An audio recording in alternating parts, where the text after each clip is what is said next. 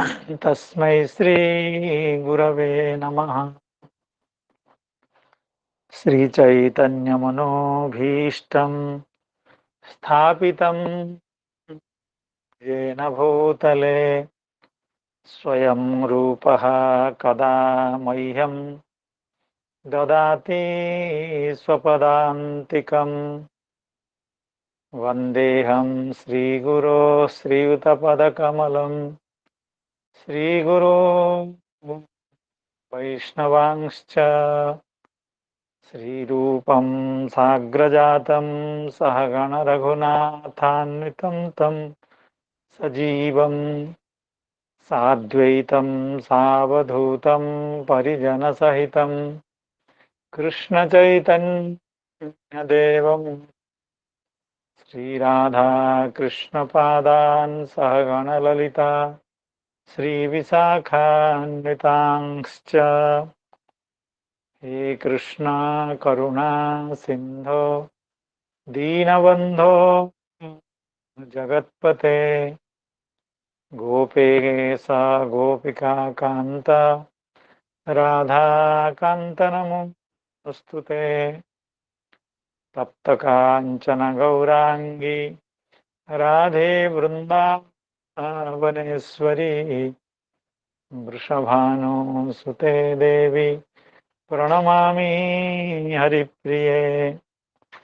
नमो महावदान्याय कृष्ण प्रेम प्रदायते कृष्णाय कृष्ण चैतन्य नाम्ने गौरत्तुषे नमः।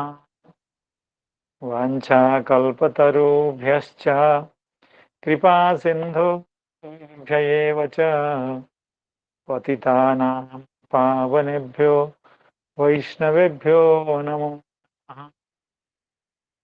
जय श्री कृष्ण चैतन्य प्रभो नित्यानंद श्री अद्वैत गदाधर श्रीवासादि गौरभक्तवृंद। हरे कृष्ण कृष्ण कृष्ण हरे हरे, हरे राम राम राम हरे हरे। नमो ओं विष्णुपादाय कृष्णप्रेष्ठाय भूतले श्रीमते भक्तिवेदांत स्वामिन्निति नामिने। नमस्ते सारस्वते देवे गौरवाणी प्रचारिणे निर्विशेष शून्यवादी पाश्चात्य देशतारिणे। यं प्रव्रजन्तमनुपेतमपेतकृत्यं द्वैपायनो विरह कातर आजुहाव पुत्रेति तन्मयतया तरवोऽभिनेदु स्तं सर्वभूतहृदयं मुनिमानतोऽस्मि। नारायणं नमस्कृत्य नरं चैव नरोत्तमं देवीं सरस्वतीं व्यासं ततो जयमुदीरयेत्। नष्टप्रायेषु भद्रेषु नित्यं भागवत सेवया भगवत्युत्तमश्लोके भक्तिर्भवति नैष्ठिकी।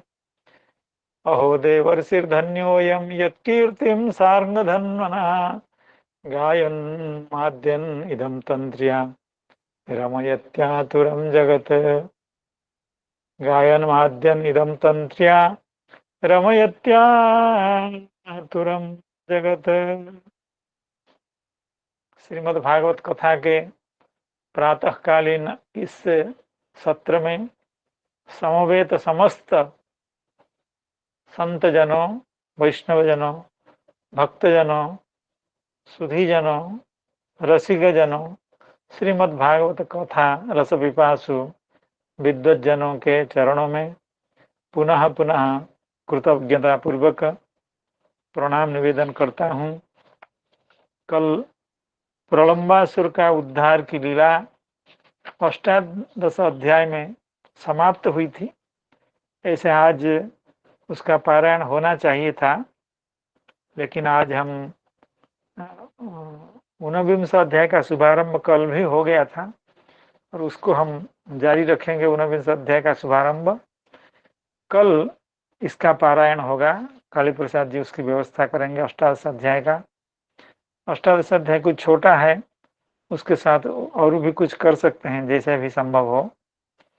तो प्रलंबासुर का वध तो हो गया।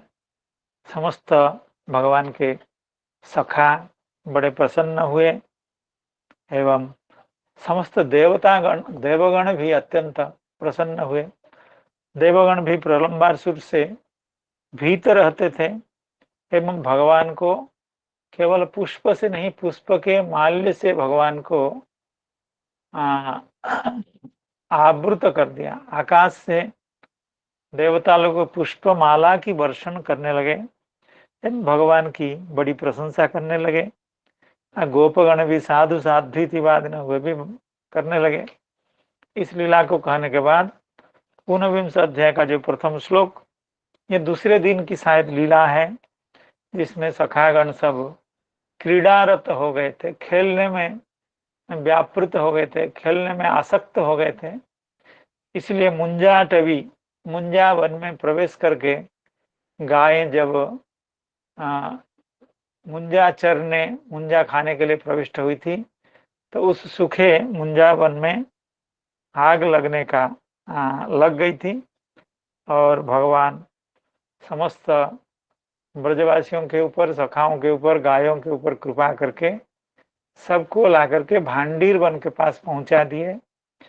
यह सब हम श्रवण कर रहे थे। तो आगे की कथा को श्रवण करें उससे पहले शायद हमारे जानकी रमन जी तैयार हैं या श्रीनिवास जी तैयार हैं, जो भी तैयार हों, कल के 2-4 जो पद्य थे उनका एक बार उच्चारण करें और अनुवाद का पाठ करें, फिर अगले श्लोक में हम लोग प्रवेश करेंगे। जी जी गुरु जी सादर प्रणाम। प्रणाम। कृष्णाय वासुदेवाय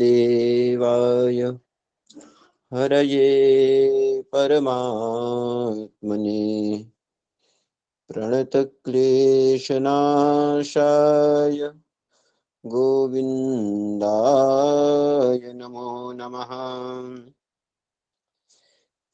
शिखिमुकुटविशेषं नीलपद्माङ्गदेशं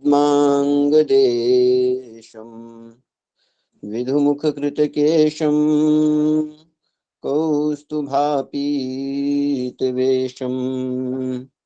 मधुररवकलेशं शम्भजे भ्रातृशेषं व्रजजनवनितेशं माधवं राधिकेशम्।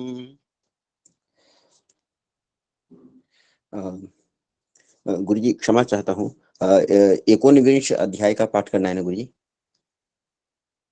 ना, अष्टादश अध्याय के अंत में 2-4 पद्य, 4 पद्य ले लीजिए जी जी और गुरु 19 अध्याय का पहला पद्य ले लीजिए।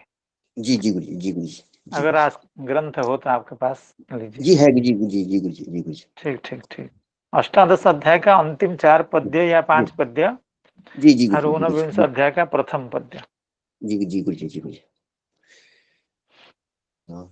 गुरु जी के चरणों में सादर प्रणाम, सभी गुरुजनों के, भक्तजनों के चरणों में सादर प्रणाम। अथागत स्मृतिरभयोरिपुम्बलो विहाय सार्थमिव हरन्तमात्मनः रुषाहनच्छरसि दृढेन मुष्टिना सुराधिपो गिरिमिव वज्ररंहसा।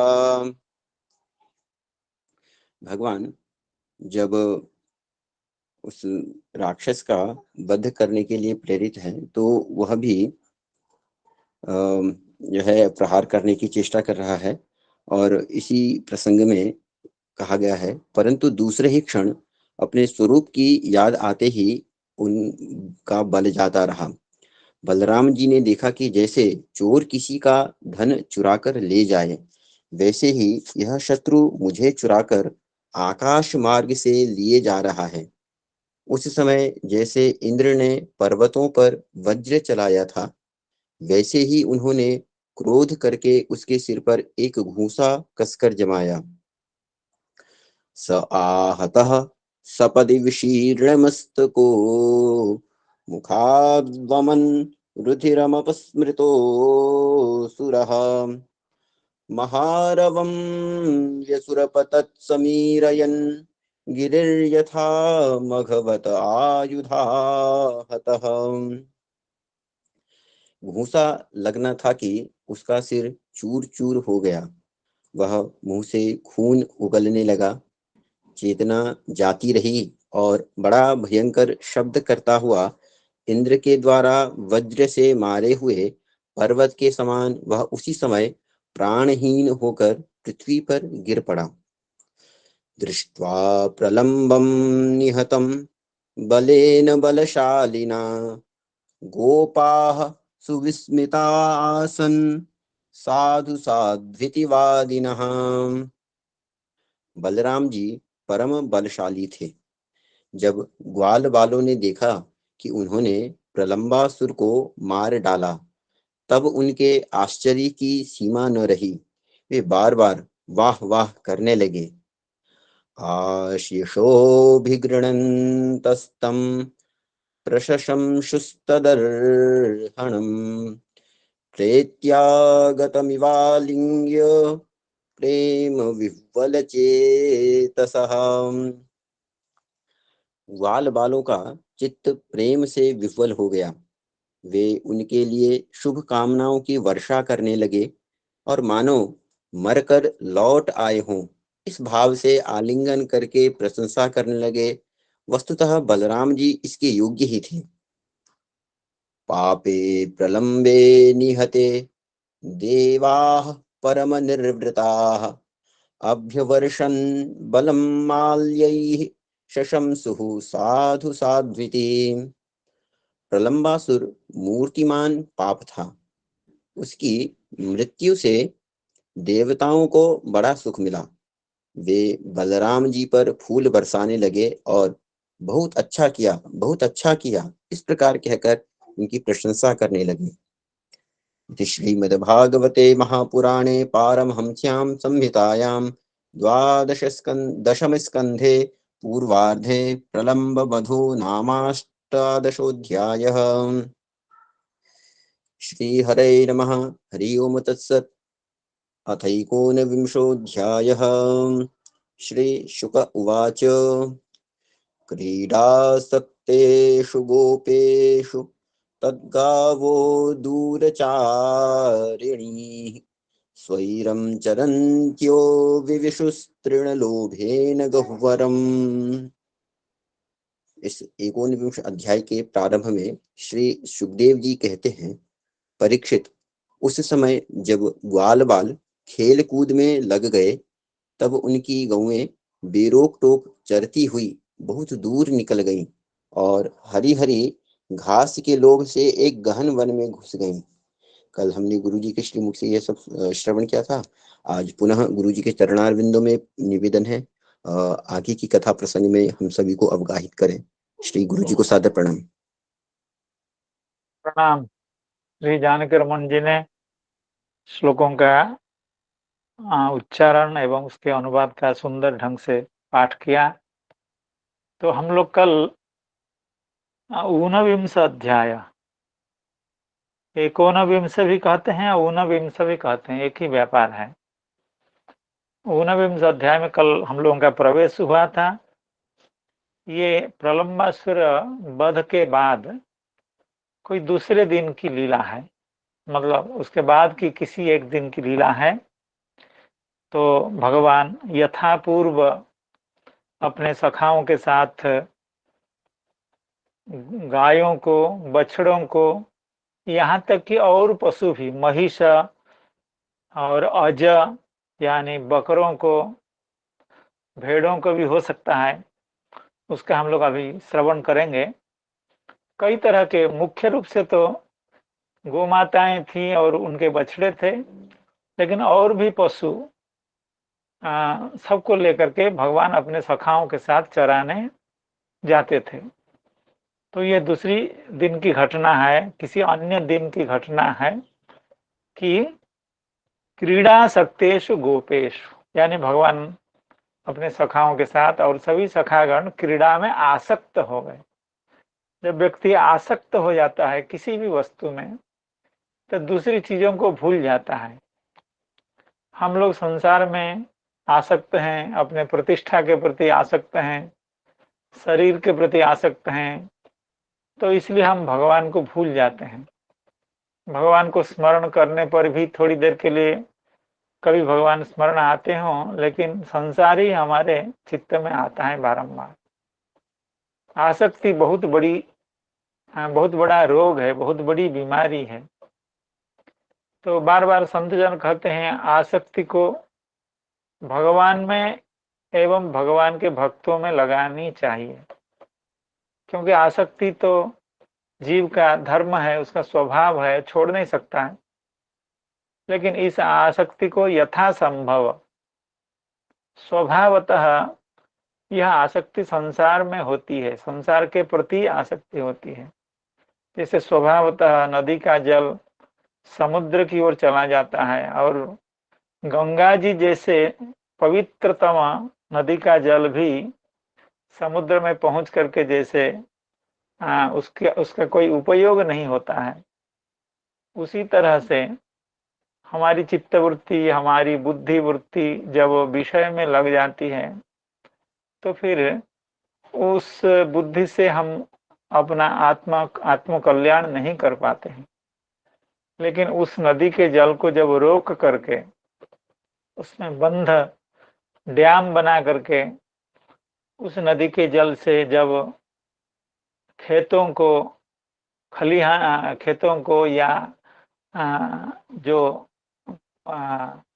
जहाँ पर खेती करने वाली जो भूमि है उसका सिंचन होता है, तो बड़ा लाभ होता है। उसी तरह से हम जब अपने आसक्ति को विषय से विमुख करके भगवान के साथ, संत जनों के साथ जोड़ेंगे, तो धीरे धीरे हम लोगों का आत्म कल्याण होगा। ये सभी शास्त्र, सभी संत जन ऐसी बात कहते हैं। तो उसी तरह से भगवान के सखा भी आसक्त हो गए थे। जब क्रीड़ा में आसक्त हो गए थे, उनका जो मुख्य कर्म था, जो दायित्व था, जो कर्तव्य था, उसमें भूल गए। सब भगवान की लीला ही है। वो अभी जीवोत्सव पर बताएंगे, ये लीला ही है। लेकिन देखने को तो यही लग रहा है कि क्रीड़ा में आसक्त होने के कारण उनका जो गोरक्षण, गोचारण कर्तव्य था, उसको भूल गए। क्रीड़ासक्तेषु गोपेषु तद्गावः दूरचारिणी, उनकी गौएं दूरचारिणी हो गई, अर्थात दूर भाग गई, अर्थात घास चरते चरते या वन में प्रविष्ट होते होते वन के बहुत अंदर चली गई। स्वैरम चरन्त्यः, जब उनके ऊपर नियंत्रण नहीं था तो स्वैराचारिणी हो गई गायें, स्वैराचारी हो गए पशु। तो स्वैराचारी होकर के अपने इच्छा के, पशुओं की बुद्धि तो होती नहीं है, जहां उनको लगा कि यहाँ कुछ खाने को मिलेगा तो वहां चले जाते हैं। मनुष्य भी, जो लोग पशु वृत्ति के होते हैं, उनको भी विवेक नहीं रहता, जहां इंद्रिय सुख मिलेगा अर्थात अच्छा खाने को मिलेगा वहीं पहुंच जाएंगे। किसी को खाने पर बुला लीजिए और काम करा लीजिए, ये पशु स्वभाव के मनुष्य का यह स्वभाव होता है। तो पशु ही होते हैं। तो वे मुंजा टबी में चरंत्यो विविशु तृण लोभे न गौहरम, कल इस श्लोक की व्याख्या हुई थी। गौहरम अर्थात वन के मध्य में प्रविष्ट हो गए। ये सब गो संपत्ति भगवान के और सभी बालकों के। इस पर हम लोगों ने कल श्रीधर स्वामी पाद की एवं श्री चक्रवर्ती पाद की जो भूमिका का श्लोक है उसका पाठ किया था, और व्याख्या को भी देखा था। व्याख्या में कुछ ऐसा था नहीं। दूरचारिणी ही, यहाँ पर दूरचारिण्य, व्याकरण की दृष्टि से दूरचारिण्य यह शब्द साधु है, इस तरह से दोनों व्याख्याकार ने बताया था। अब आगे के पद्य में श्री सुखदेव गोस्वामी कह रहे हैं, अजागावो महिष्यश्च निर्विसन्त्यो वनाद् वनम् इशिकाटवीं निविविशुः क्रन्दन्त्योदावतर्षिताः। अजागावो महिष्यश्च निर्विसन्त्यो वनाद् वनम् इशिकाटवीं निविविशुः क्रंदन्त्योदावतर्षिताः। अर्थात भगवान एवं उनके सखागण जो पशुचारण करते थे उसमें अजाहा यानी उसमें बकरे भी थे, गावह तो थे ही, महिष्य महिषी भैंस भी, भैंसा या भैंस वे भी सब उस पशु समूह में थे। ते वनात वनम निर्विसन्त्यः, एक जंगल से पार करके दूसरे जंगल में, दूसरे से तीसरे जंगल में, क्योंकि रक्षा करने वाले तो सब क्रीड़ासक्त हैं, आसक्त हैं, खेल कर रहे हैं, इसलिए ये सब पशु, एक वन का घास अभी समाप्त हुआ नहीं है। लोभ से हम लोग भी ऐसा लोभ करते हैं, जितना हमारे पास होता है उसका उपयोग हो नहीं पा रहा है तो उससे ज्यादा फिर संग्रह करने की प्रवृत्ति हो जाती है। तो उसी तरह से पशु वृत्ति के पशु हैं वो, एक जंगल से दूसरे जंगल में, दूसरे से तीसरे जंगल में प्रविष्ट हो गए, यानी दूर चले गए, बालकों से काफी दूर चले गए। अब बालक इतने, भगवान के सखा इतने क्रीड़ा में आसक्त थे, उनको सूझ बूझ नहीं रही कि हमारी गाय, हमारे पशु कहाँ चल रहे हैं, वे कहीं आसपास में हैं कि नहीं, इस तरह का उनको ध्यान नहीं था। वनाद वनम निर्विसन्त्यः ईशिकाटवीं निर्विविशुः। ईशिकाटवी अर्थात मुंजारण्य, एक ही अर्थ है। ईशिका शायद उसी घास को कहते हैं, मुंजा घास को, और वो घास का स्वरूप है थोड़ा बड़ा बड़ा है, गन्ना जैसे लंबा वृक्ष है और घने हैं और घासदार है बहुत, अर्थात गौओं को आकृष्ट करने वाला वो घास है। तो ईशिकाटवीं निविविशुः, ईशिकाटवी में, एक वन से दूसरे में गए, दूसरे में तीसरे में गए, ऐसे जाते जाते जाते ईशिकाटवी में यानी मुंजा वन में प्रविष्ट हो गए। निविविशु क्रंदन्त्यो दावतर्षिता, और वहां जा करके प्रविष्ट तो हो गई हैं गायें, और वो मुंजाटवी अत्यंत गर्मी के कारण सूख गई थी सब घास, और वहां आग लग गई थी प्रचंड रौद्र ताप के कारण, प्रचंड सूर्य ताप के कारण उस मुंजावन में शुष्क मुंजावन में आग लग गई थी। इसलिए दाव तर्षिता क्रंदन्त्य निविविशु, अर्थात सब गायें बड़े दुख अर्थात आग के कारण सब रोने लगी, सब पशु कांदने लगे। तो इसका क्या अभिप्राय है, इसको हम थोड़ा सा और स्पष्ट रूप से व्याख्याकारों आचार्यों की भाषा में समझने का प्रयास करते हैं। श्रीधर स्वामी पाद इस द्वितीय श्लोक की व्याख्या के प्रसंग में कहते हैं, वनात वनात वनात वनांतरम निर्विसन्त्यः, एक वन से दूसरे वन में वे सब चले जाते हैं गायें। तर्षिता यानी तृषिता, तर्षिता शायद आर्ष रूप है या क्या है, तो तर्षित शब्द का अर्थ करते हैं तृषिता। स्पष्ट अर्थ तो स्पष्ट है, अर्थात जल पिपासा के कारण। क्रंदन्त्य ईशिकाटवीं अत्युच्छ्रित वन तृण विशेषारण्यम, अति उच्छ्रित घन तृण विशेषारण्यम। ईशिकाटवी ये मुंजा घास अति उच्छ्रित होता है, यानी बहुत लंबे लंबे घास होते हैं, और घन तृण विशेष बड़े सघन होते हैं, अर्थात ईशिका घास या ईशिकाटवी या मुंजा घास ये बहुत लंबा लंबा होता है और बड़े घन भी होते हैं। तो ऐसे जंगल में निविविशुः, ऐसे जंगल में प्रविष्ट हो गए। ये श्रीधर स्वामी पाद की व्याख्या है। ईशिका नाम सराख्य तृण विशेषाणाम, श्री जी चक्रवर्ती पाद कहते हैं इसका तीसरा भी नाम है सर। ईशिकाटवी कहिए इसको ईशिका कहिए या मुंजा कहिए, या इसको सरवण भव, अर्थात ये कार्तिकेय जी का एक नाम है सरवण भव, अर्थात सरवण में उनका जन्म हुआ था, तो शायद यही सर है, यानी ईशिका वन में या मुंजा वन में उनका जन्म हुआ था, इसलिए उनको सरवण भव कहते हैं। दक्षिण में यह नाम अत्यंत प्रसिद्ध है श्री कार्तिकेय के लिए। तो उस मुंजा वन को, उस मुंजा को ही सर कहते हैं। चक्रवर्ती पाद कहते हैं सराख्य तृण विशेषाणाम अटवीम, सर नामक जो तृण विशेष है उसकी अटवी यानी उसके जंगल में ये सब गोधन प्रविष्ट हो गए।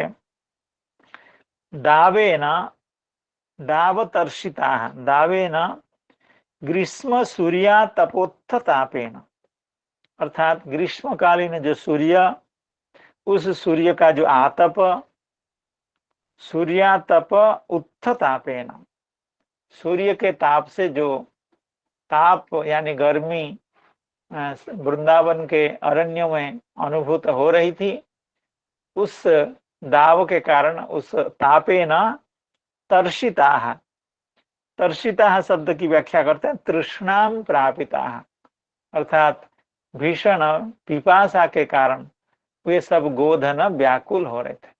यहाँ गायों का यानी पशुओं का वर्णन किया जाता है, क्योंकि सखागण तो अभी खेल रहे हैं और ये पशुगण एक वन से दूसरे वन में, दूसरे वन से तीसरे वन में ऐसे प्रविष्ट हो गए हैं। अब प्रविष्ट होते होते ये मुंजारण्य में प्रविष्ट हो गए और वहां बड़ी गर्मी थी, शायद आग भी लग गई थी, तो उससे वे गायें बड़े संतप्त हो रही थी। इस पर जीव गोस्वामी पाद बड़ी सुंदर व्याख्या करते हैं। वैष्णव तोषणीकार श्री जीव गोस्वामी पाद इस पर कुछ अधिक लिख रहे हैं, विशेष लिख रहे हैं, इसलिए उनकी व्याख्या का भी हम लोग श्रवण करने का प्रयास करते हैं। प्रसंगात लौकिकत्वेपि अलौकिकीम एव अन्याम लीलाम क्रम प्राप्ताम एव आह क्रीडा इत्यादिना। क्रीडासक्तेषु गोपेषु तद्गावो दूरचारिणी स्वैरम चरन्त्यो बिबिषु स्तृणलोभे न गौहरम। श्री जीव गोस्वामी पाद इस प्रथम श्लोक की व्याख्या की भूमिका में यह कह रहे हैं, प्रसंगात लौकिकत्वेपि अलौकिकी मेव अन्याम लीलाम, अर्थात प्रलंबासुर के उद्धार के बाद यह एक दूसरी लीला का शुभारंभ हो रहा है, और यह लीला लग तो रही है कि लौकिकी लीला, अर्थात गायों को लेकर के जंगल में चराना, ये कोई अलौकिकता इसमें है नहीं, ये लौकिकी लीला है, लेकिन इसमें अलौकिकता का संबंध होने वाला है, क्योंकि जब भगवान सखाओं को, गायों को वनाग्नि से बचाएंगे, कैसे बचाएंगे, खुद उस अग्नि का पान कर जाएंगे, तो यह लीला अलौकिकी है। अर्थात लौकिक लीला में अलौकिकता का बड़ा मिश्रण है, इसलिए श्री जीव गोस्वामी पाद कह रहे हैं प्रसंगात लौकिकत्वेपि अलौकिकीमेव अन्याम लीलाम क्रम प्राप्ताम, अर्थात भगवान के लीला का जो क्रम है, भगवान विविध लीला कर रहे हैं, तो उसी प्रसंग में गोचारण लीला तो चल रही है, तो उसमें इस लीला में, इस अग्निपान लीला में या गायों को, सखाओं को ईशिका टवी के आग से बचाने की लीला में लौकिकता तो है, लेकिन इसमें बड़ी अलौकिकता भी है। क्रम प्राप्ता में वो आह क्रीडा इत्यादिना। तेषां वा ताः असंख्याः गावः क्रीडासक्तेषु गोपेषु तद्गावः। तद्गावः इस शब्द के दो तरह के समास बता रहे हैं जीव गोस्वामी पाद। तेषां वा ताः असंख्याः गावः, अर्थात तद्गावः तेषां गावः ये भी अर्थ हो सकता है, या ताः गावः यह भी अर्थ हो सकता है। इसकी चर्चा कल हो रही थी, तो ये श्री जीव गोस्वामी पाद के करुणा से इस तरह का बोध हो रहा है। तेषां वा ताः असंख्या गावः, श्री जीव गोस्वामीपाद व्याकरण की चर्चा को आगे बढ़ाते हुए कहते हैं, समासांता भाव आर्ष। यहाँ शायद तदगावह इस जगह पर तदगवाह ऐसा होना चाहिए। क्यों? ये षष्ठी समास है, तत्पुरुष समास है, तो षष्ठी तत्पुरुष समास में गो शब्द के बाद टच प्रत्यय शायद होता है। क्या है वो? गो पंचगवधन में जो प्रत्यय है, गो रतधित लुकी, अर्थात गो शब्दांत तत्पुरुष समास से तद्धित प्रत्यय का अगर लुक नहीं हुआ हो तब टच प्रत्यय होता है। इसलिए पंच गावः धनम यस्य सह पंच गव धन, तो गो शब्द से के बाद टच प्रत्यय होकर के गव हो जाता है, पंच गव धन हो जाता है। तो इसी तरह से यह भी तत्पुरुष समास है, यहाँ भी किसी तद्धित प्रत्यय का लुक नहीं हुआ है, तो यहाँ भी टच प्रत्यय होकर के तद गव एक वचन में होना चाहिए और तद गवाह यह बहुवचन में होना चाहिए, लेकिन ऐसा हुआ नहीं है, आर्ष प्रयोग है। श्री सुखदेव गोस्वामी क्या वचन है, श्री व्यासदेव का वचन है, कितने ऋषि मुनि इस बात को कहे हैं, इसलिए इस पर व्याकरण का ज्यादा अनुशासन नहीं चलता है। समासांत भावस्तु समासांत भावस्तु आर्ष। चरंत्यो विविशु स्तृणलोभेन गौहरम। गौहर शब्द की व्याख्या करते हुए श्री जीव गोस्वामी पाद कह रहे हैं, दुर्गम वनम। ऐसे जंगल में चले गए ये सब गोधना पशुधना कि जहां पर जाकर के उनको वापस लाना बड़ा बड़ा कठिन काम था, बड़ा असंभव जैसा था। गौहर शब्द की इस तरह की व्याख्या करते हैं।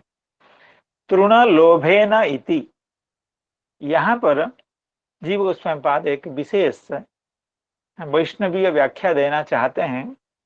तृण लोभेन अर्थात ऐसा सुनने से पता चलता है कि जहाँ भगवान के सखागण खेल कर रहे थे, जहाँ गायों को चरने के लिए छोड़ दिया गया था, पशुओं को चरने के लिए छोड़ दिया गया था, वहां शायद पर्याप्त तृण या भोज्य वस्तु नहीं था, इसलिए उनको असंतोष हो रहा था, गायों को उनका पेट शायद नहीं भर रहा था, इसलिए तृण के लोभ से, ज्यादा खाने के लोभ से वे एक वन से दूसरे वन में चले गए, दूसरे वन से इसी का टबी में चले गए। इस तरह की बात का अनुभव हो रहा है। श्री जीव गोस्वामी पाद यहाँ कह रहे हैं कि ना, ये भगवान की लीला है। क्या लीला है? कहते हैं कि तृण लोभे नैति श्री गोकुलानंद कर्तृक चारणानंदात चरणावेश। अर्थात भगवान श्री नंदनंदन वे गोकुलानंद हैं, केवल नंदनंदन नहीं है, केवल यशोदानंदन नहीं है, भगवान तो गोकुलानंदन है। अर्थात समस्त गोकुलों को और समस्त गायों को भगवान आनंद देने वाले हैं।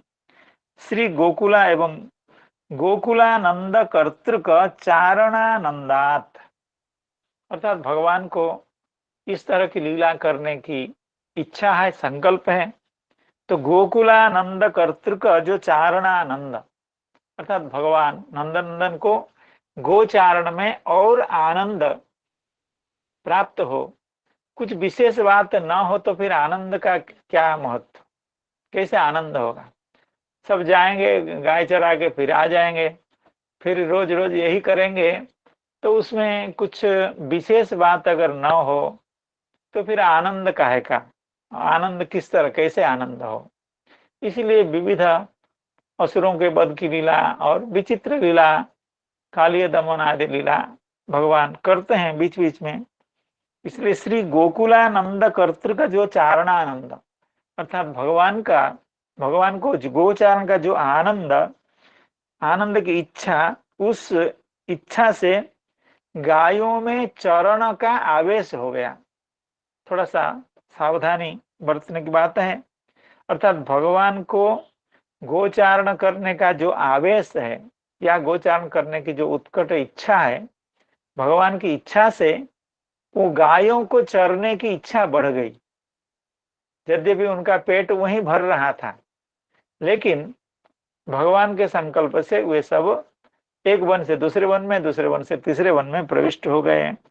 वो चरण में आविष्ट हो गए, चरण में अर्थात भ्रमण में आविष्ट हो गए, अर्थात वे भ्रमण में आसक्त हो गए। भगवान के सखा जैसे क्रीड़ा में आसक्त हो गए, उसी तरह से गायें एवं अन्य अन्य पशु भी चरण में आविष्ट हो गए, अर्थात भ्रमण में। क्यों? भगवान को चारण में आवेश है, भगवान चाहते हैं उनको ऐसा कराना, इसलिए वो ऐसा करने लगे। ततः तल लोभ, ततः अर्थात उस आवेश से, भगवान को चारणानंद चाहिए, उस चारणानंद के कारण गायों को चरण में आवेश हो गया। आवेश हो जाने से उनको लोभ भी हो गया, अर्थात उनको लगा कि अगर हम दूसरे जंगल में चले जाएंगे तो अच्छा घास खाने को मिल जाएगा। तथा लोभ तेन इति ज्ञेयम, ये जो श्लोक में है, विविशु तृण लोभे न, ये तृण लोभ कैसे आया? न भगवान का चारणानंद, चारणानंद से गायों का चरण आवेश, चरण आवेश से उनको लोभ हो गया गायों को। इति ज्ञेयम। श्री जी गोस्वामीपाद ब्रह्म स्तुति का एक प्रसंग देकर के कहते हैं, यज्जीवितम तु निखिलम भगवान मुकुंद इत्यादि तथा प्रसिद्धे है। ब्रह्मा जी स्तुति करते हुए भगवान की स्तुति कर रहे हैं, कहते हैं, तद्भूरि भाग्यम इह जन्म किमप्यटव्याम यद्गोकुलेऽपि कतमाङ्घ्रिरजोऽभिषेकम् यज्जीवितं तु निखिलं भगवान मुकुंदो मुकुंदस्त्वद्यापि यत्पदरजः श्रुतिमृग्यमेव। ब्रह्मा जी की प्रार्थना यह थी, हम लोगों ने इसका श्रवण किया है, कि इस वृंदावन में मेरे किसी भी रूप में जन्म ग्रहण हो जाए। तद्भूरि भाग्यम यह जन्म किमप्यटव्याम, यह किमपि जन्म, इस वृंदावन में किसी भी रूप में हमारा जन्म, पशु पक्षी कीट पतंग पेड़ पौधे के रूप में जन्म हो जाए। यद्गो कुलेपि कतमांघ्रि रजोभिषेकम, क्योंकि यहाँ जन्म होगा तो यहाँ ब्रजवासियों का चरण रज का अभिषेक निरंतर होता रहेगा। क्योंकि हम कीड़े के रूप में अगर रहेंगे, चींटी के रूप में रहेंगे, तो ब्रजवासी उस रास्ते में जाएंगे जहां हम कीट के रूप में, कीड़े के रूप में भ्रमण करते होंगे, तो ब्रजवासियों के पवित्र चरण का रज मेरे मस्तक पर पड़ेगा। यज्जीवितम तो, क्यों ब्रजवासियों का चरण रज इतना पवित्र क्यों है? यज्जीवितम तो निखिलम भगवान मुकुंद, समस्त ब्रजवासियों का भगवान मुकुंद ही जीवित हैं, प्राण हैं। तो इस पद्य को देकर के यह कहना चाहते हैं जीव गोस्वामीपाद कि भगवान के संकल्प से ही सब कुछ परिचालित होता है। ब्रज में जितने भी ब्रज के मनुष्य पशु पक्षी कीट पतंग वृक्षलता हैं, वे सब ये कोई प्राकृत वस्तु नहीं है। भगवान जब संसार में अवतीर्ण होते हैं, और ब्रज तो ऐसे भगवान का नित्य धाम है, और ऐसे भी भगवान जहाँ अवतीर्ण होते हैं वे वैकुंठीय चीज को लेकर के, समस्त वैकुंठ में भगवान को विहार करने में या भगवान के सुख के लिए जो समस्त वस्तु है, उस समस्त वस्तु के साथ ही भगवान अवतीर्ण होते हैं। स्व स्व सहाय सहधाम सह अवतरी, गौड़ीय वैष्णवाचार्यों ने कहा, भगवान जब अवतीर्ण होते हैं अपने परिषदों के साथ, अपने वैकुंठीय समस्त उपकरण के साथ भगवान अवतीर्ण होते हैं। तो इसलिए, और भगवान के इशारे पे ही धाम का सब कुछ परिचालित होता है। तो उसी बात को ब्रह्मा जी कह रहे हैं, यज्जीवितम तो निखिलम भगवान मुकुंद, अर्थात समस्त ब्रजवासियों का जीवित प्राण भगवान है। इसलिए भगवान की चेष्टा जैसे होती है, भगवान का जैसे संकल्प होता है, सभी लोगों का उसी तरह का संकल्प होता है। तो इसीलिए यज्जीवितम तु इत्यादि तथा प्रसिद्ध है। इसीलिए ये गोवों का, गायों का लोभ हो जाना एवं एक जंगल से दूसरे जंगल में प्रवेश कर जाना, ये सब कुछ भगवान के संकल्प से हो रहा है। आगे कह रहे हैं, श्री वृंदावने यत्र कुत्रापि मुहूर्त मात्रेण उदर पूर्णस्य शक्यत्वाच्च। अर्थात गायें एक जंगल से दूसरे जंगल में, दूसरे जंगल से ईशिका टबी में जो चली जाती हैं, वो इसलिए नहीं कि उनका पेट नहीं भर रहा है। श्री जीव गोस्वामी पाद बड़े बड़े विश्वास के साथ कह रहे हैं, श्री वृंदावने यत्र कुत्रापि, श्री वृंदावन प्रदेश में कहीं भी, मुहूर्त मात्रेण, थोड़ी देर के लिए अगर घास चर लिया जाए तो उससे पूर्ण परितृप्ति हो जाती है, पेट भर जाता है गायों का। इसलिए तृण लोभे न, यानी क्षुधा से या और खाने की इच्छा से एक जंगल से दूसरे जंगल में जाना, दूसरे जंगल से ईशिका टबी में जाना, ये कोई अच्छी बात नहीं है। लेकिन ये सब इसलिए हुआ है कि भगवान को लीला करने का संकल्प है। श्री वृंदावने यत्र कुत्रापि मुहूर्त मात्रेण उदर पूर्णस्य शक्यत्वाच्च। दो कारण दे रहे हैं, अर्थात ये भगवान सभी के प्राण हैं। यज्जीवितम तु निखिलम भगवान मुकुंद, तो वे जैसे चाहते हैं वैसे होता है, एक यह बात है। इसीलिए वो जा रहे हैं। और दूसरी बात, लोभ से नहीं जा रहे हैं। और दूसरी बात ये नहीं कि उनका पेट नहीं भर रहा है। वृंदावन में तो थोड़ी देर के लिए कहीं भी गायें घास चर जाएं तो उनका पेट भर जाता है, फिर भी जाते हैं, ये भी भगवान के संकल्प से। क्रीडासक्तेषु गोपेषु तद्गावो दूरचारिणीः स्वैरं चरन्त्यो विविशु स्तृणलोभेन गौहरम् अजागावो महिष्यश्च निर्विशन्त्यो वनात् वनम् ईशिकाटवीं निविविशुः क्रन्दन्त्यो दावतर्षिताः। तो इसका तो हम लोगों ने श्रीधर स्वामी पाद की व्याख्या का अध्ययन किया, और श्री चक्रवर्ती पाद भी जो कह रहे थे उसका भी हम लोगों ने श्रवण किया। अब श्री जीव गोस्वामी पाद जो कह रहे हैं उसका श्रवण कर लेते हैं। न केवलम गाव एव अन्येपि सर्वे, अर्थात इस पद्य में केवल गायों की चर्चा नहीं है, छागलों, क्या नाम, बकरों की भी चर्चा है, और महिषियों का भी चर्चा, महिषों का भी चर्चा है। तो जीव गोस्वामी पाद कह रहे हैं, न केवलम गाव एव अन्येपि सर्वे पशवः इति उक्त पोषण न्याय न आह। एक उक्त पोषण न्याय का मतलब, पहले से बताई हुई किसी बात को अगर परिपुष्ट करना हो, उस बात को प्रमाणित करना हो, उसके लिए जो बात कही जाती है उसको कहते हैं उक्त पोषण न्याय।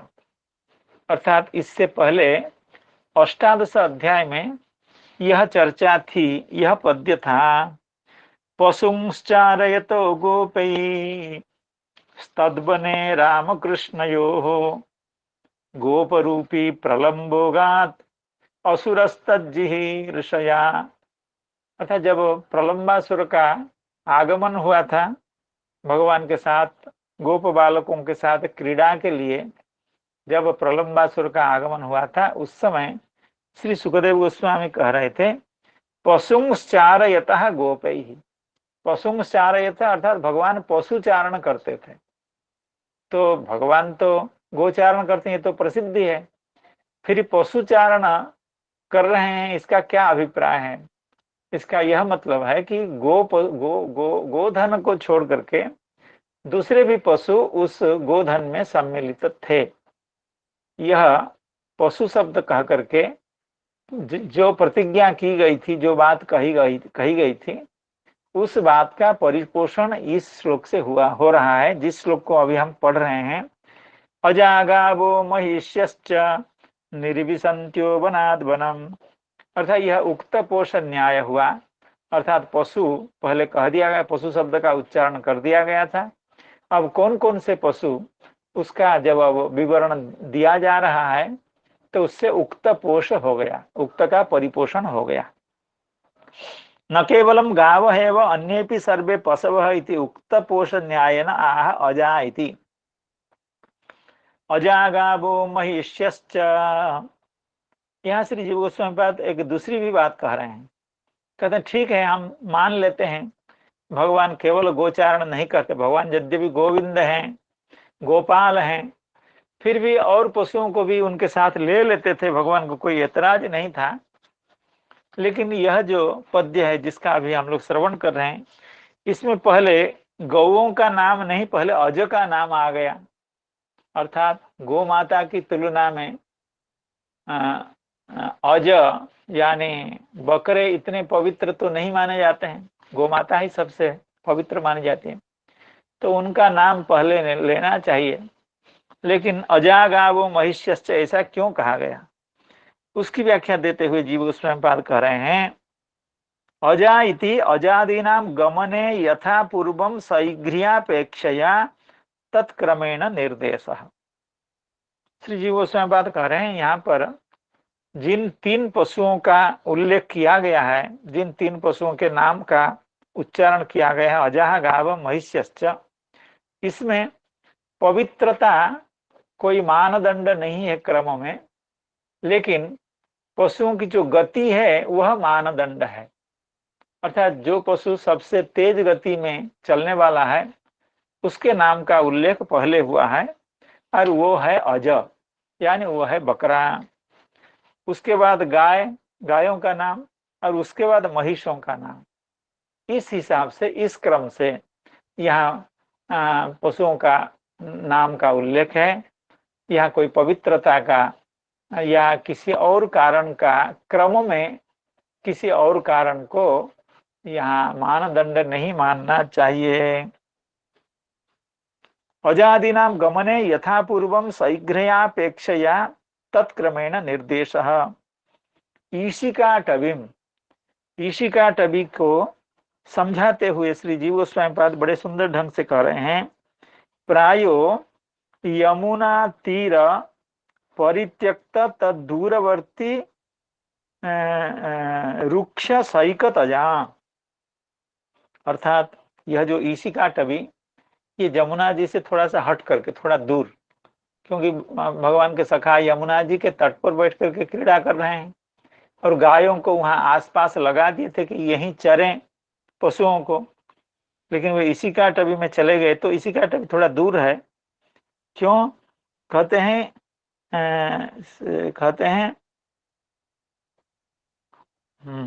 ईशिकाटवीं प्रायो यमुना तीर परित्यक्त, अर्थात यमुना जी के तट से थोड़ा दूरी पर, थोड़ा दूर, परित्यक्त जो दूरवर्ती रुक्ष सैकत, अर्थात वो जमीन इतना उर्वर नहीं थी, इतना उपजाऊ जमीन नहीं थी, थोड़ा रेत वाला जमीन और मोटा रेत वाला जमीन।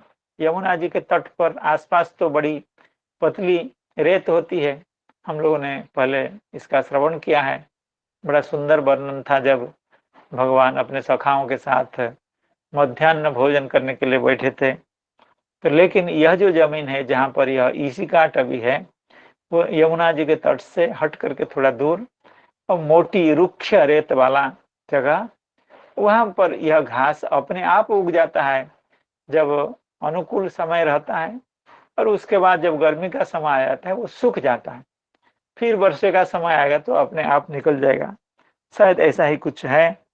तो श्री जीव गोस्वामी पाद कहते हैं, प्रायो यमुना तीर परित्यक्त, अर्थात उस जमीन में ये गोपगण कोई खेती भी नहीं करते थे, क्योंकि रेत से भरी हुई वो जमीन थी और रुक्ष रेत से भरी हुई जमीन थी, इसलिए वो परित्यक्त था। वहीं पर ये ईशिकाटवी यानी मुंजारण्य वहीं उत्पन्न हुआ था। सैकत जाम, अतएव दावेन अग्निसदृशेन ग्रीष्मकालिक तावेन तर्षिता। इसीलिए क्योंकि वो रेत बड़ा रुक्ष था और मोटा था और गर्मी के समय में बड़ा जलता था, वो माना बड़ा उत्तप्त हो जाता था। और वहां जब ये गायें और पशुगण प्रविष्ट हो गए तब वे दावे न तर्षित हो गए। दावे न अग्नि सदृशे न ग्रीष्मकालीन तापेन। जो लोग वृंदावन वास गर्मी में किए हों उनको मालूम है कितना प्रखर गर्मी वहां होती है। तो वहां पर अग्नि सदृशे न ग्रीष्मकालीन तापेन तर्षिता तृषम प्रापिता। तर्षिता शब्द के कई तरह की व्याख्या, कई तरह के उसका निर्वचन करते हैं। श्रीधर स्वामी पाद ने कहा था तर्षिता तृषिता। श्री चक्रवर्ती पाद ने कहा था तृष्णाम प्रापिता। श्री जीव गोस्वामी पाद कहते तृषम प्रापिता। अतएव क्रंदन्त्य बभूवुः। अर्थात वो गायें और पशु इतने प्यासे हो गए थे कि वो उनको माने रो रहे थे प्यास से। प्यास में जल का नहीं मिलने पर मनुष्य हो, पशु हो, पक्षी हो, सबकी दुर्दशा हो जाती है। तो इसलिए ये सब पशु वहां क्रंदन कर रहे थे।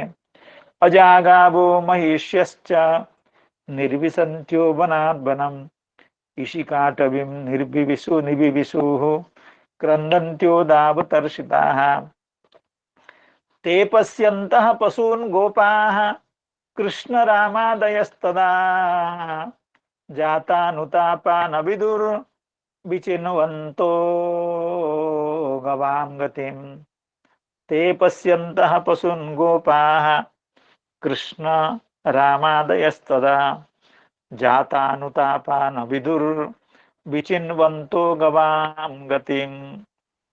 ते पश्यन्तः पशून् गोपाः अर्थात क्रीड़ा में आसक्त तो थे भगवान के सखागण, लेकिन आसक्ति जब टूटती है तो फिर पश्चाताप होता है। जब संसार के प्रति आसक्ति, जब संसार से धक्का खाने को मिलता है, अपने शरीर से, अपनी पदवी से, अपने सम्मान से जब संसार में धक्का खाता है मनुष्य, तब उसको धीरे धीरे चेतना उदित होती है कि मुझे ऐसा नहीं करना चाहिए, मुझे थोड़ा भगवान का भी भजन कर लेना चाहिए। तो उसी तरह से भगवान के सखागण, यद्यपि उपमा ऐसे नहीं देना चाहिए, लेकिन श्लोक में इस तरह की बात है कि ते पश्यन्तः पशून् गोपाः कृष्ण रामादयस्ता जातानुतापः। अर्थात समस्त सखाओं को अनुताप हुआ, अरे हम लोग तो बैठ करके इतनी देर से, ये सब भगवान की लीला ही है, हम लोग इतनी देर से बैठ करके क्रीड़ा कर रहे हैं, हमारे पशुधन कहाँ गए, हमारी गायें कहाँ हैं, हमारे बछड़े कहाँ हैं। इस तरह जब उनको लगा, जब क्रीड़ा से उनका मन थोड़ा सा विरत हुआ, क्रीड़ा में आसक्ति जब उनकी शिथिल हुई, तब कृष्ण रामादयस्तदा, भगवान श्री कृष्ण, भगवान श्री बलराम एवं अन्य गोपा, ये सब जातानुतापा, उनको बड़ा अनुताप हुआ कि हमारी गो संपत्ति तो कहीं दूर चली गई। जातानुतापा न विदुर विचिन्वन्तो गवाम गतिम। अर्थात आसपास थोड़ा ढूंढने भी लगे, इधर उधर भागने भी लगे, लेकिन गायों को, पशुओं को कहीं आसपास नहीं प्राप्त कर पाए, क्योंकि वे तो बनात बनात बनात बनात बनम, एक वन से दूसरे वन में चले गए हैं, दूसरे वन से शायद इसी काटवी में चले गए हैं, तो आसपास तो है नहीं, तो उनको कहाँ मिलेंगे। इसीलिए जाता अनुताप, बड़ा अनुताप हुआ उनको, बड़ी ग्लानि हुई। हम लोग गोचारण के लिए आए थे और यहाँ खेल में इतने आसक्त हो गए कि हमारा जो मुख्य कर्तव्य है, मुख्य जो ध्येय है, उससे हम विच्युत हो गए, हमारी संपत्ति तो चली गई। ऐसे ही होता है संसार में मनुष्य को। तो इस तरह से वे सब बड़े दुखी होने लगे। इस पर श्रीधर स्वामी पाद कह रहे हैं, कृष्ण रामो आदौ येषाम ते न तु तौ। देखिए, श्रीधर स्वामी पाद कह रहे हैं, कृष्ण रामादय तदा, भगवान श्री कृष्ण, भगवान बलराम एवं समस्त सखागण ये जातानुताप, इनको अनुताप हुआ, इनको पश्चाताप हुआ कि हमारी गायें कहाँ चली गई। तो यह बात हमारे श्रीधर स्वामी पाद को बहुत अच्छा नहीं लगा, क्योंकि भगवान को क्यों अनुताप, भगवान तो सहज सर्वज्ञ हैं, तो वो तो जानते हैं कहाँ गाय चली गई, जब चली जाती थी उस समय भी जानते थे, तो उनको क्यों अनुताप होगा। और न विदुर विचिन्वंतो, और ढूंढते हुए भगवान को नहीं मिलेंगे गाय पशु, ये भी संभव नहीं है। तो इसलिए श्रीधर स्वामी पाद कह रहे हैं, कृष्ण रामादय, यहाँ पर जो समास है कृष्ण रामादय गोपा, ये अतद्गुण संविज्ञान बहुब्री है। जो लोग व्याकरण का, जिन लोगों ने अध्ययन किया है, उनको तो यह बात बहुत अच्छी तरह से समझ में आ जाएगी, लेकिन व्याकरण का अध्ययन जिनका इतना कठोर नहीं है, तो उनको थोड़ा सा क्लिष्टता का अनुभव भले हो, लेकिन हम इसको समझाने का प्रयास कर रहे हैं। कृष्ण रामादय अर्थात कृष्ण एवं राम, अर्थात भगवान श्री कृष्ण एवं भगवान बलराम, ये हैं जिनके मुखिया वे सब। तो ये जिनके मुखिया हैं वे सब खोजने लगे और ये सब अनुताप करने लगे। इसका मतलब है कि भगवान श्री कृष्ण एवं भगवान बलराम, इनको अनुताप नहीं हुआ है, क्योंकि उस समास से ऐसा अर्थ निकलता है, कृष्ण रामादय गोपाः, इस समास को हम ऐसी गति दे सकते हैं, इसका विग्रह हम ऐसा कर सकते हैं, जिससे हम यह अर्थ हमको मिल जाएगा कि यहाँ कृष्ण एवं राम को छोड़ करके, क्योंकि हम क्या कह रहे हैं, कृष्ण एवं राम हैं मुखिया जिनके, वे पश्चाताप करने लगे, अर्थात कृष्ण एवं राम पश्चाताप करने की उनको जरूरत नहीं थी। इस तरह की व्याख्या श्रीधर स्वामी पाद करके यह कहना चाहते हैं कि सब गोप बालक ये पश्चाताप करने लगे, इधर उधर ढूंढने लगे, कहीं उनको कोई भी नहीं मिला। इसलिए श्रीधर स्वामी पाद कहते हैं, कृष्ण रामौ आदि येषाम ते, ये अतद्गुण संविज्ञान बहुब्री है, न तो न तो कृष्ण रामौ, अर्थात भगवान श्री कृष्ण भगवान श्री राम वे जातानुताप नहीं हुए, उनको अनुताप नहीं हुआ। इसका प्रसिद्ध उदाहरण है, इसकी चर्चा भी कभी हुई है। जैसे दृष्ट हिमालयम आनय, जब हम कहते हैं आप ऐसे व्यक्ति को बुला लाओ जिन्होंने हिमालय का दर्शन किया हो, तो फिर वह व्यक्ति जो आता है, उस व्यक्ति के साथ हिमालय को लाने की आवश्यकता नहीं है। लेकिन जब हम कहते हैं लंब कर्णम आनय, जिसके कान बड़े लंबे लंबे हों उनको ले आओ, तो वहां पर उस व्यक्ति को लाने के साथ उसके कान को लाने की आवश्यकता है, क्योंकि उस व्यक्ति के कान को छोड़ करके उस व्यक्ति को कैसे लाया जाएगा। यह तद्गुण संविज्ञान बहुब्री का उदाहरण है। अदृष्ट हिमालय आनय, दृष्ट मंदराचलम आनय इत्यादि उदाहरण में ये अतद्गुण संविज्ञान बहुब्री है। तो श्रीधर स्वामी पाद यहाँ भी कृष्ण रामादयो गोपाः, यहाँ पर अतद्गुण संविज्ञान बहुब्री कह करके यह कहना चाहते हैं कि भगवान के सखागण ही जातानुताप हुए, भगवान के सखागण ही इधर उधर विचरण करते रहे, लेकिन भगवान को एवं भगवान बलराम को ऐसे करने की आवश्यकता नहीं है। लेकिन हमारे श्री जीव गोस्वामी पाद चक्रवर्ती पाद की, श्रीधर स्वामी पाद की इस व्याख्या को उल्लेख करते हुए अपना एक रसिक व्याख्या भी प्रदान करेंगे, जिसका श्रवण हम लोग भगवान की कृपा से आप सब संत जनों के शुभाशीर्वाद से कर पाएंगे। ते पश्यन्तः पशून् गोपाः कृष्ण रामादयस्तदा जातानुतापा न विदुर विचिन्वन्तो परां गवां गतिम्। हरे कृष्णा कृष्णा कृष्ण हरे हरे, हरे राम राम राम हरे हरे।